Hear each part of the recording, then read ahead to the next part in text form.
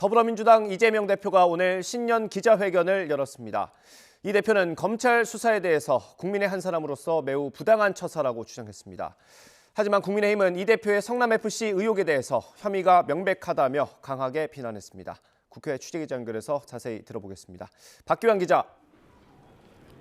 네, 국회입니다. 네, 먼저 오늘 기자회견 내용부터 정리해 주시죠. 네, 이재명 대표는 신년 기자회견에서 검찰 조사에 대해 국민의 한 사람으로서 매우 부당한 처사라고 지적했습니다. 그럼에도 잘못한 일이 없기 때문에 소환 요구에 당당하게 임했다면서 자신의 사법 리스크가 아닌 검찰 리스크라고 선을 그었습니다.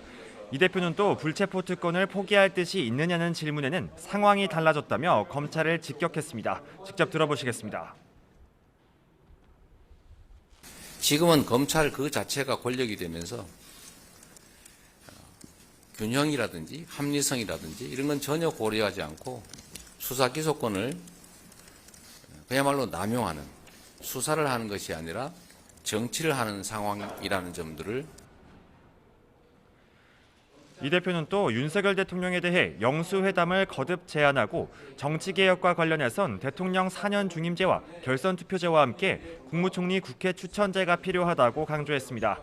이 대표는 이와 별개로 가계대출 대책을 포함한 30조 원 규모의 긴급 민생계획을 발표하고 범국가 비상경제회의 구성을 제안하기도 했습니다. 국민의힘은 이 대표의 기자회견에 대해 사법리스크 모면을 위한 잔꾀일 뿐이라고 맞받아쳤습니다. 특히 이재명식 포퓰리즘을 위해 재원 마련은 정부가 알아서 하라는 협박이자 무책임의 극치라며 자신의 각종 범죄 의혹에 대한 진실을 밝히는 게 순서라고 쏘아붙였습니다.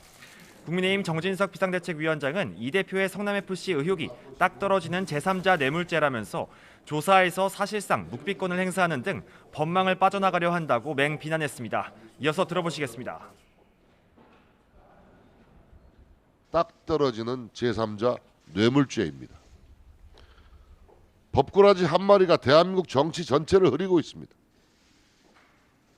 민주당까지 함께 흙탕물을 일으켜서 국민의 눈을 가리지 말기 바랍니다. 네, 국회 상황도 좀 보겠습니다. 오늘 국회에서 이태원 참사 희생자 유족들의 공청회가 열린다고요? 네, 그렇습니다. 오늘 오후 2시부터 이태원 참사 국정조사 특별위원회에서 희생자 유가족과 생존자, 상인들의 공청회가 진행됩니다. 국정조사 보고서 채택을 제외한 국정조사 특위의 사실상 마지막 일정인데요.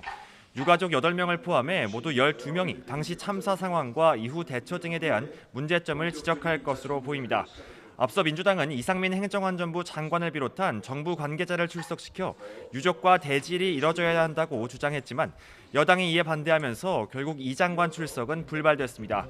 국정조사 특위는 공청회 일정을 마친 뒤 그동안 활동 내용을 토대로 국정조사 결과 보고서를 채택할 예정입니다. 지금까지 국회에서 YTN 박견입니다.